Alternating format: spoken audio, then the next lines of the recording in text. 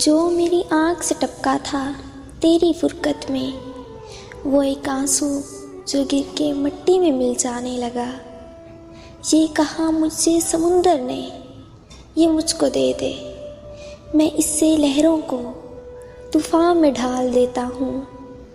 तेरे जज्बात की ताकत जो बसी है इसमें, मैं पल में दुनिया का नक्शा ही बदल देता हूँ।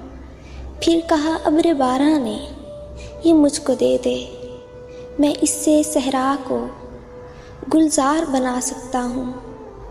मैं जो लेकर इसे बरसा सतूने संग पर भी, तो देख मैं इससे कई गुल खिला सकता हूँ।